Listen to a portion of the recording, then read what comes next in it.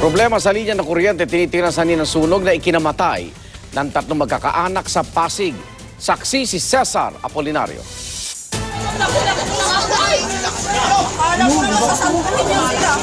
Kasunod ang pagsiklab ng sunog sa 2 palapag na bahay na ito sa Barangay Kalawaan, Pasig. Narinig sa loob ng bahay ang paghingi ng saklolo ng isang babae. Pare-pareho palang na-trap sa loob ang may-ari, kaya hindi ng isa niyang anak at apo. Nagbayanihan na sa pagkapula ng sunog ang mga residente. At dumating na ang mga bumbero. Halos 1 oras din bago idineklarang fire out, pasado 3:00 ng madaling araw. Patay nang natagpuan ng 3 na trap. Ano pong kailangan sa fire exit?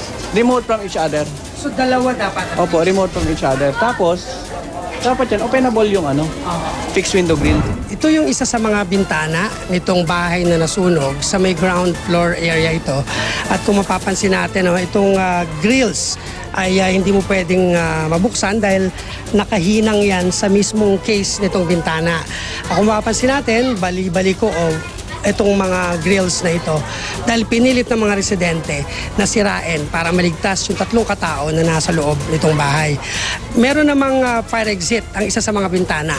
Yung banda roon sa 2nd floor, yun ang pilit nilang pinuntahan para mabuksan. Ang problema, nakakandado. Ipapa-laboratory test na ang circuit breaker dahil posible raw na mali ang paglagay ng extension nito kaya nagkasunog.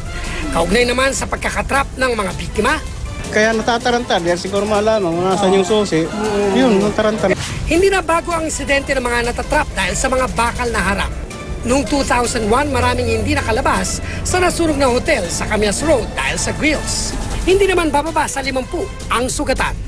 Ako si Cesar Apolinario, ang inyong saksi.